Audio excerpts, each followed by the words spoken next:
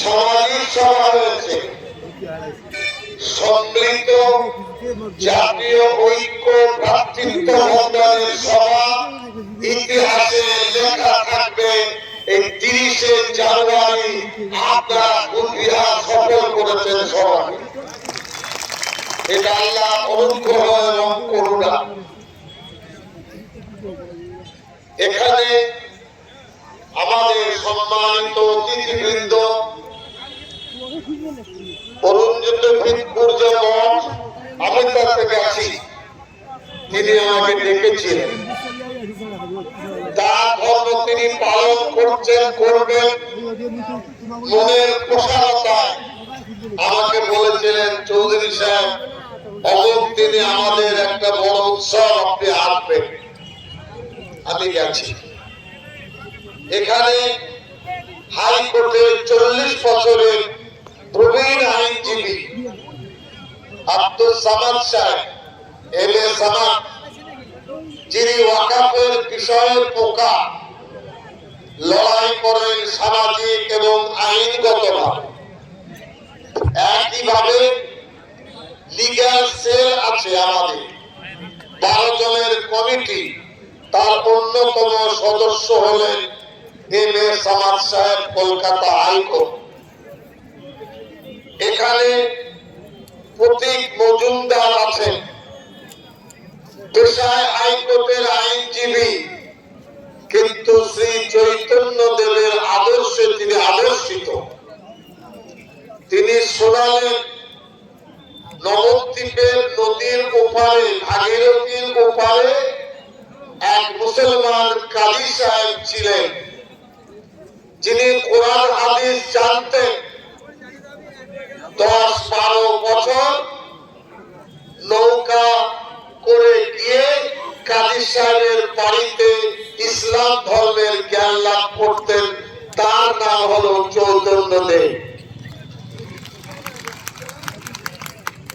একইভাবে কলকাতা আলিয়া বিশ্ববিদ্যালয়ের retired professor, তার দেববন্ধের স্নাতক, পশ্চিমবঙ্গের আমির শরীয়ত অধ্যাপক মাওলানা বদরুল আলম সাহেব কথা রেখেছেন। মাওলানা বদরুল আলম সাহেব, হাফেজ নজরুল ইসলাম সাহেব সহ আজ আপনাদের কাছে আমরা এসেছি। আমি কোচবিহারে 35 থেকে 40 বছর যাতায়াত করছি। আমার মনে আছে আসামে কোকড়াঝাড়ে যে মারামারি হয়েছিল, এই মুসলমানদের ধ্বংস লীলা খেলা চলেছিল।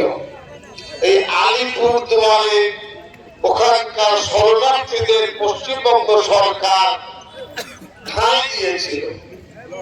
রমজান মাসের 27 তারিখে ইবাদত বান্দেগি বাড়িতে করার সুযোগ পাইনি।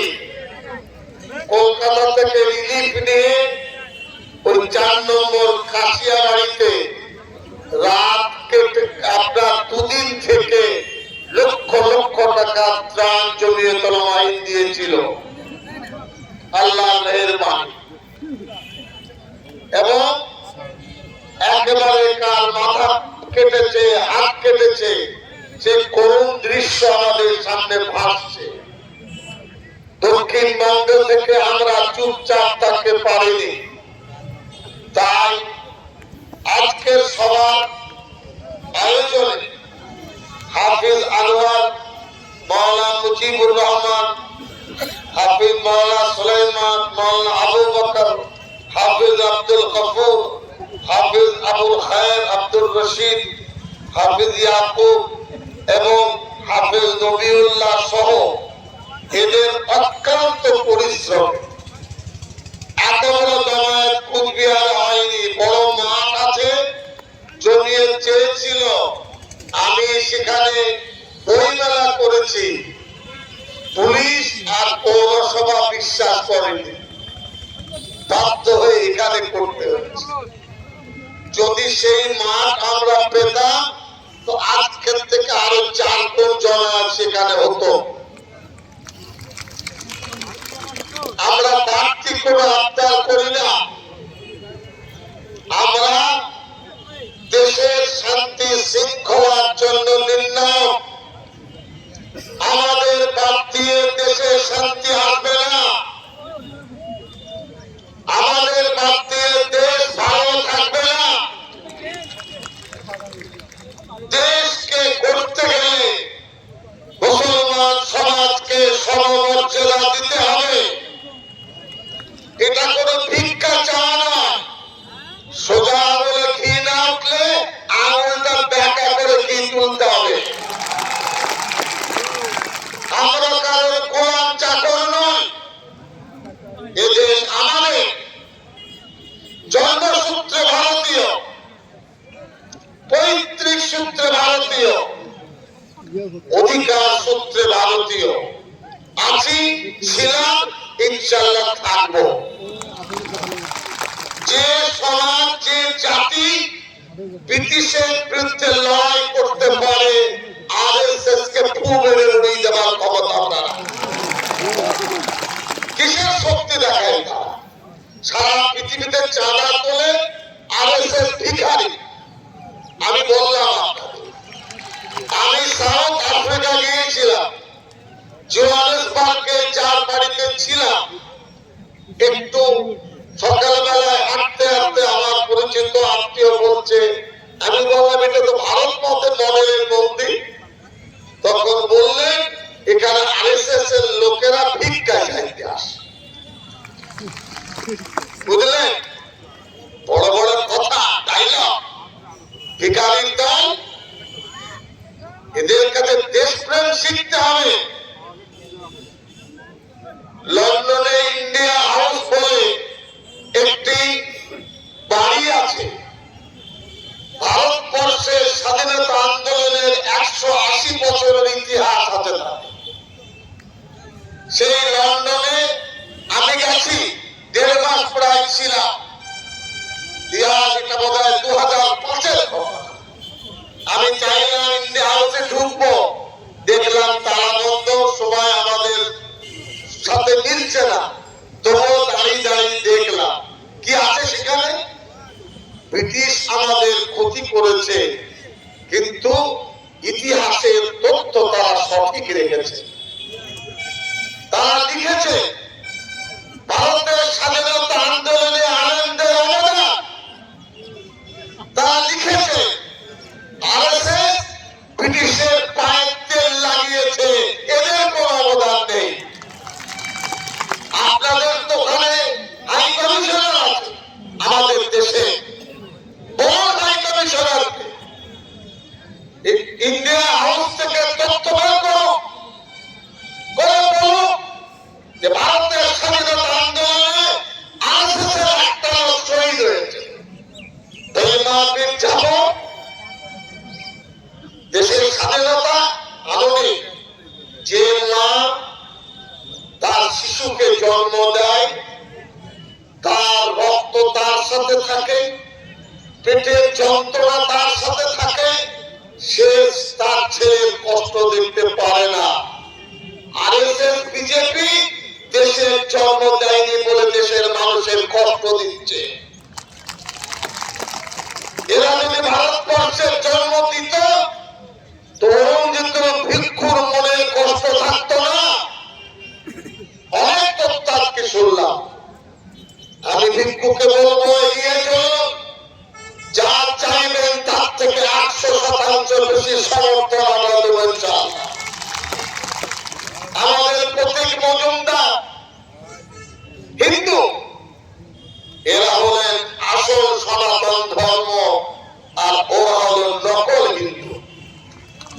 কপিল সিব্বল বিশিষ্ট আইনজীবী, কেন্দ্রের আপনার প্রাক্তন মন্ত্রী, আমি তার পার্লামেন্টের ডিবেট শুনছিলাম।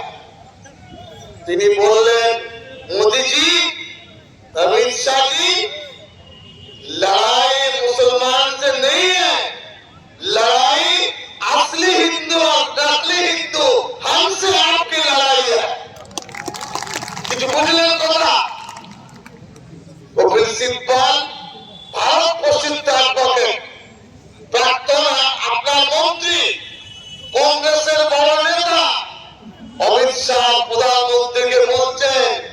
মুসলমানের লড়াই নয়, আমরা ভারতীয় আসল হিন্দুর সঙ্গে তোমরা নকল হিন্দুর লড়াই হবে, সেদিন তোমরা বুঝবে অনুমতি কি হবে।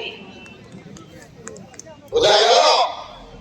ওই কারণে ঘুমন্ত বাঘকে বিজেপি আরএসএস জাগিয়ে কিছু লাভ হবে না, থাবা মারলে ছিন্ন বিচ্ছিন্ন হয়ে যাবে।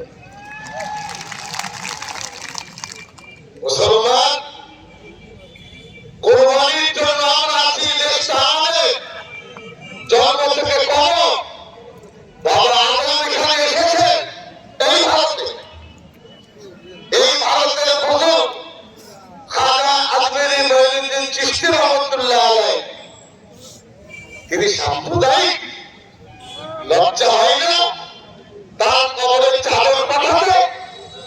প্রধানমন্ত্রী পাঠায়, অমিত শাহ পাঠায়, বিজেপি নেতারা পাঠায়, আর হাত দিয়ে নমন করে বাবা আজমেরি বাঁচাও বাঁচাও। খাজা মঈনুদ্দিন, খাজা হযরত খাজা নিজামুদ্দিন আউলিয়া ফুল পাঠায় কারা? ওই আরএসএস এর মেকি হিন্দুরা। হ্যাঁ, এই পরিস্থিতিতে তারা দাঁড়িয়ে আছে। এই ভয়ের কোনো কারণ নেই। আজকের দিন অত্যন্ত দুঃখের দিন। আমি অনুরোধ করব সবাইকে, আমাদের পরম শ্রদ্ধেয় মহাত্মা গান্ধীর জন্য উঠে দাঁড়িয়ে 8 মিনিট নীরবতা পালন করব। উঠুন সবাই, 8 মিনিট। ঠিক আছে,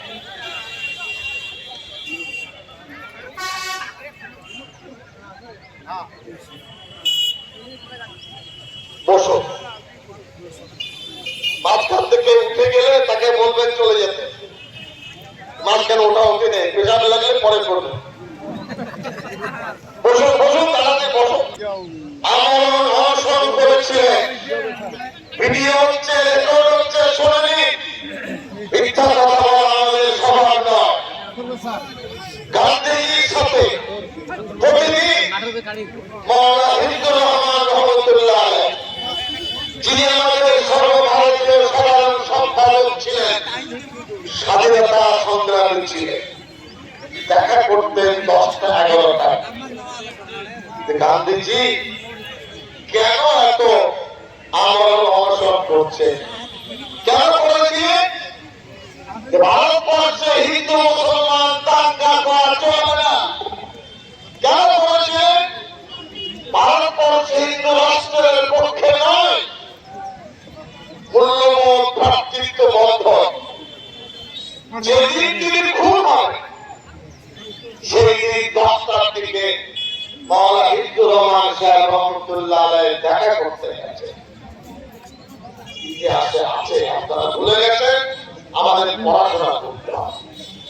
গান্ধীজি খুব রুগ্ন অবস্থা, জিজ্ঞাসা করলেন, করে দেখা করে বেরিয়ে এসে সিঁড়ি দিয়ে দিচ্ছে।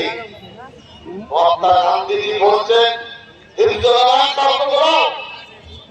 মাওলানা হিফজুর রহমান সাহেব আবার গেলেন, গান্ধীজি এগুলো তো দেখা করলাম না।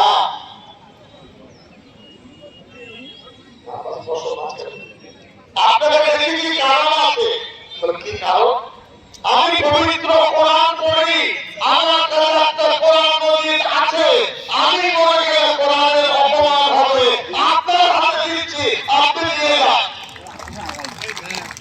এটা ভারতবর্ষে মোহনদাস করমচাঁদের কথা। সেই পবিত্র কোরআন মজিদ দিল্লি সেন্ট্রাল জমিয়তের লাইব্রেরিতে আছে। আমরা গল্প বলতে এসেছি, একটি জায়গা 1920 সালে মোহনদাস করমচাঁদের হাতে দেশের স্বাধীনতা আন্দোলনের জন্য জমিয়ত উলামা হিন্দ 1 লক্ষ টাকা দিয়েছিল এবং বলেছিল মুসলমান একা স্বাধীন করতে পারবে না, হিন্দু বন্ধুদের সহযোগিতা নিয়ে এই ভারত থেকে ব্রিটিশকে তাড়াবো। আমরা সেই মানুষ। মহাত্মা গান্ধীর সাথে জমিয়তুল মুহিদ্দিনের সম্পর্ক ছিল। আমার শ্বশুর হযরত মাওলানা তাহের সাহেব অনেকে দেখেছেন, আমাদেরকে ডেকে শুনিয়েছেন। খুব সম্ভবত 1942 সাল কি 41 সালের ঘটনা। কি শুনিয়েছেন? ওই বাংলাদেশের সিলেট 9 সড়ক বলে একটা পাড়া আছে, সেখানে একটা মসজিদ আছে।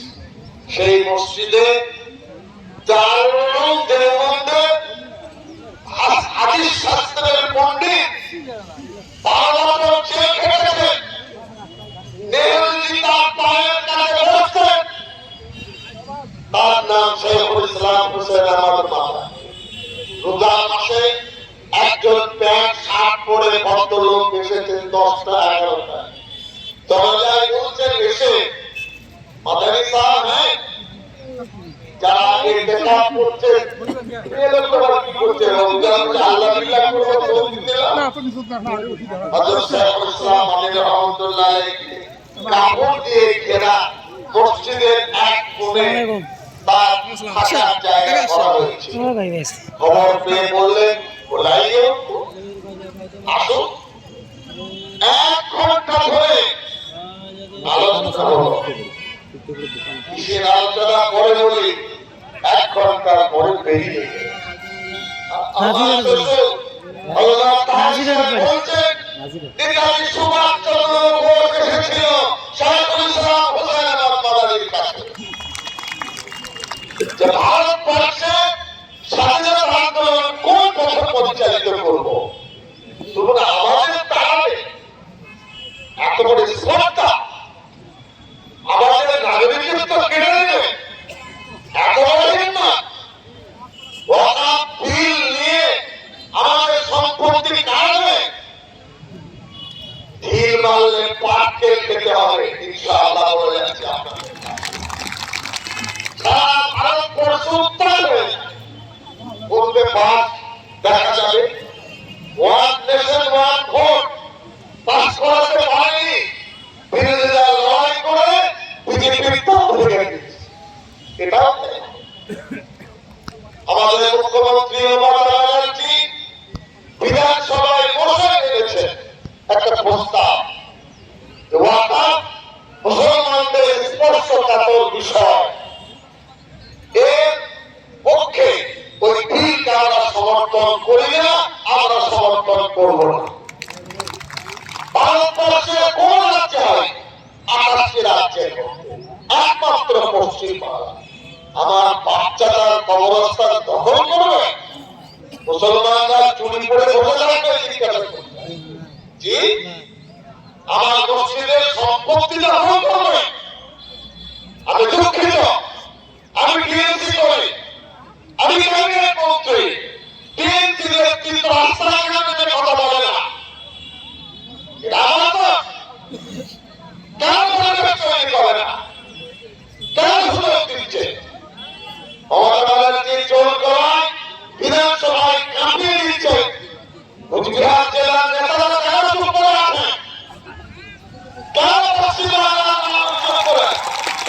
কেন পশ্চিমবাংলার নেতারা টিএমসি দল কেন চুপ করে আছে? এটা চলবে না। 90% মুসলমান ভোট দেবে টিএমসি কে, তারা রাস্তায় নেমে আন্দোলন করবে। কোন কারণে করি না টিএমসির জন্য? এটা আমাদের জীবন মরণের লড়াই। নবীজি সাল্লাল্লাহু আলাইহি ওয়াসাল্লামের যে মসজিদ, সেই মসজিদ সাহাল সুহাইল দুজন ইয়াতিমের কাছ থেকে কেনা হয়েছিল 10 দিরহাম দিয়ে। সেটা ওয়াকাফ সম্পদ। সাইয়েদনা ওমর রাদিয়াল্লাহু আনহু খায়বারের সম্পত্তি তার ছিল। নবীজিকে জিজ্ঞাসা করেছেন, বলেছেন তুমি অর্ধেক মানে ফল তল দাও আর বাকি ওয়াকাফ করো। ওয়াকাফের কথা বিজেপি চিনতে লাগবে হচ্ছে, হ্যাঁ লজ্জা হয় না? হ্যাঁ বিদেশে মুখ দেখাতে পারছে না। আরবের মহারাজ রাজাদের কাছে হাঁটু গেড়ে বিজেপিরা বসে আর রাজারা চেয়ারে বসে থাকে। এই হলো ভারত সরকারের নেতাদের মা। আমি দেখেছি থাকবে তাদের। ভারতের মুসলমান ভালো কেন? পেট্রোল পায় না, ভিক্ষা পায় না, অনুদান পায় না। আর ভারতের মুসলমান গরিব, এসব ভণ্ডামির দাঁত ফেলে দেওয়া হবে। যদি ক্ষমতা থাকে আমাদের মুসলমানকে বলুন, দেখি কথা বলবো হাসপাতাল। প্রায় 90 লক্ষ ভারতীয় গার্লফ্রে কাজ করে। কত বললাম? 90 লক্ষ। 70% হিন্দু ছেলেমেয়েরা। তারা খুব ভালো, পয়সা ভারতে আসছে। বলুন না দেখি, এখানে বাবা বলা যাবে না। ঠিক এই পরিস্থিতিতে ঐক্যবদ্ধ হতে হবে। কোরআন মাজিদে আল্লাহ বলেছেন লাকুম দীনুকুম ওয়ালিয়া দীন। আপনার ধর্ম আপনার কাছে, আমাদের ধর্ম। কি অর্থ? কিয়ামত পর্যন্ত তেলাওয়াত করতে হবে আল্লাহর সিদ্ধান্ত। যে যা ধর্ম করবে, ধর্মীয় সংখ্যা ইসলাম ধর্মে নেই। বলতে পারবে বড় বড় ভাব আমরা কি সন্ত্রাস? আমি জিজ্ঞাসা করি, পশ্চিম বাংলায় 35 থেকে 36% মুসলমান। আমি বলছি আপনাদের সামনে, এতে মানুষ কারণ কি আছে? 3টে খুঁটির মধ্যে একটা খুঁটি মুসলমান। এদের বাদ দিয়ে কিছু হবে না। আপনি জোর করে চালিয়ে দেবেন। মসজিদ যদি সন্ত্রাসের আখড়া হয় কেউ ভাবতে পারবে? আমি মনে করি না মন্দিরে সন্ত্রাসের আখড়া। আমি দেখি কালী পুজোর সময় ওই মূর্তির হাতে এত বড় খারাপ, কিন্তু পুরো কালী পুজোর মণ্ডপ থেকে মুসলমানের মুন্ডু পাঠ করো প্রতিদিন শুনি। শুনেছেন? বলুন। একইভাবে পুজোর সময় কোন মসজিদ থেকে আলোচনা হয়? আমরা একসাথে টাকাকে মেনে নিয়েছি। আপনি কোরবানির দেশে করুন, অতীতকে পড়ুন, বুকের সাহস ইনশাআল্লাহ তারা পাবে।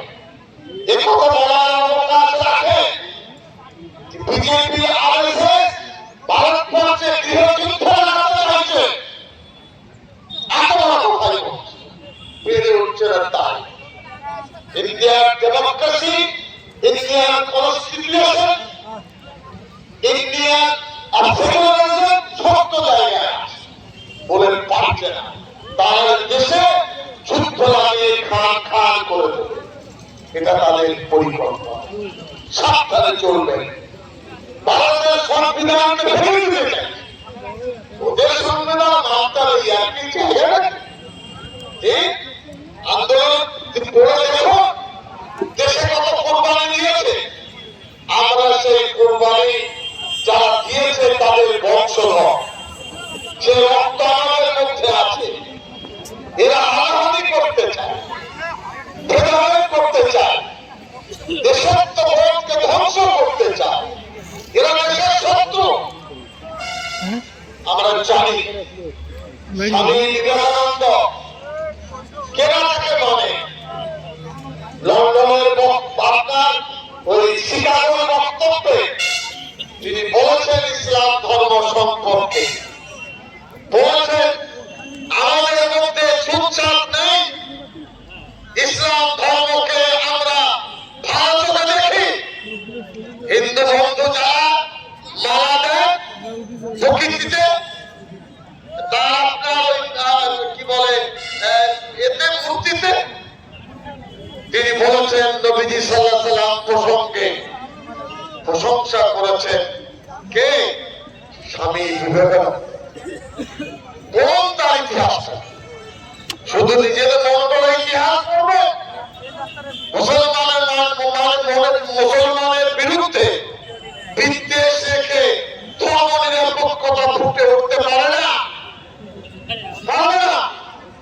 শুধু আমরাই করবো। আমাদের একটা সভা করতে জ্বালানা 1 টাকা 5 পয়সা, আলু চাল ডাল, সরকারের কোনো অনুদান নেই।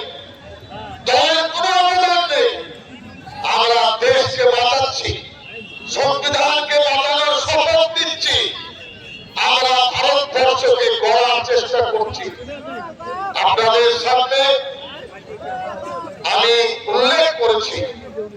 নবীজি সাল্লাল্লাহু আলাইহি সাল্লাম বলেছেন, কি বলেছেন? যারা অত্যাচারী আর অত্যাচারিত উভয়দের সাহায্য করো। আমরা বিজেপির সাহায্য করতে চাইছি, অত্যাচারের হাতকে বন্ধ করো, ধ্বংস হয়ে যাবে তারা। আর অত্যাচারীদের বলবো, একসাথে থেকে নিরাপদ ভাবে নিজেদেরকে সংযুক্ত করুন। এরা কোরআন হাদিসের শিক্ষা। আল্লাহ রাব্বুল আলামিন বলেন, সত্যবাদী মানুষের সাথে, ন্যায় নিষ্ঠাবানদের সাথে তোমরা থাকো। জমিয়ত উলামায়ে দোয়া করুন, এই 25-এর শেষে ইনশাআল্লাহ ব্রিগেডে সভা আমরা ডাকবো ইনশাআল্লাহ। কারা কারা যাবেন বলুন দেখি। আজকে কয় হলো 23 থেকে 25টি শাখা সংগঠন কুচবিহার, আলিপুরদুয়ার, ঠিক আছে ঠিক আছে, আপনারা জানেন শেষ করবো। এই কারণে জমিয়ত উলামায়ে এর সাথে তবলিগি জামাত, খানকা, মাদ্রাসা, শিক্ষিত সমাজ তাদের আয়োজনে এত বড় সমাবেশ আল্লাহ করার তৌফিক দিয়েছেন। আপনারা সুস্থ থাকবেন, মানুষের সাথে ভালো ব্যবহার করবেন, হিন্দু মুসলমান বিদ্বেষ চলবে না। আমি কোন দোকানে সন্দেশ খাই, আমি কি দেখি যে মা দুর্গা মিষ্টান্ন ভান্ডার, আমি দেখি ভালো সন্দেশ কোথায় পাবে? মুসলমানের দোকান ভালো সন্দেশ করতে পারে না, তিনি পারে। রাস্তায় চা খেতে খেতে দাঁড়ালে আমি দেখি মায়ের কপালে সিঁদুর আছে কি নেই, ইসলাম ধর্ম শেখায়। একসাথে থাকবেন। অসংখ্য হিন্দু ভাইরা রেকর্ড করছেন, বাংলার মাটিতে একসাথে থাকুন। বাংলা বাংলাদেশ ভাগ হয়েছে, শনি দৃষ্টি পড়েছে বাংলার উপরে। যদি একসাথে না থাকি, বাংলা খান খাওয়া হয়ে যায়, কেউ চাইবে।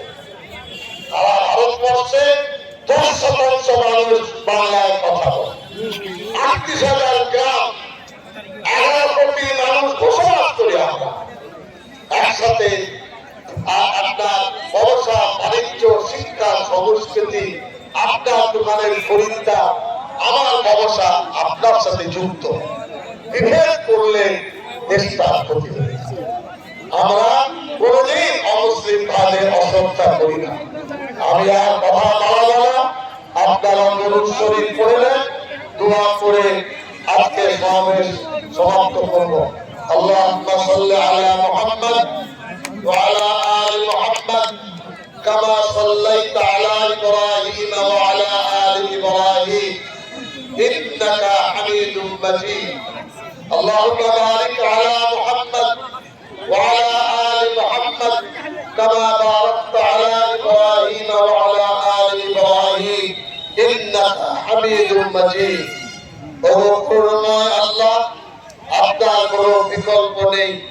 যে নামে আপনার ডাকুন না কেন, আপনি আছেন, ছিলেন এবং থাকবেন। আপনার দরবারে মানব জাতির জন্য শান্তির ভিক্ষা আমরা চাইছি, ভারতবর্ষের মানুষের জন্য ভিক্ষা চাইছি।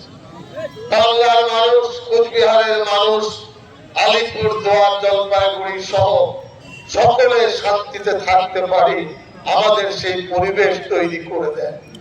যারা নিন্দুক, যারা হিংসুক, তাদের অস্ত্রকে ভোতা করে দেন, ভালোবাসার পরিবেশ তৈরি করে দেন। পরবর্তীকালে আলাম আমরা যেন সঠিক, সচ্চাই, সততা এবং ভালোবাসার পথে চলতে পারি, আমাদের সেই যোগ্যতা আপনি দান করুন। আজকে সমাবেশকে যারা সফল করেছেন, অর্থ দিয়ে, শ্রম দিয়ে, বুদ্ধি দিয়ে, দোয়া দিয়ে, তাদের সকলের পরিশ্রমকে কবুল করুন।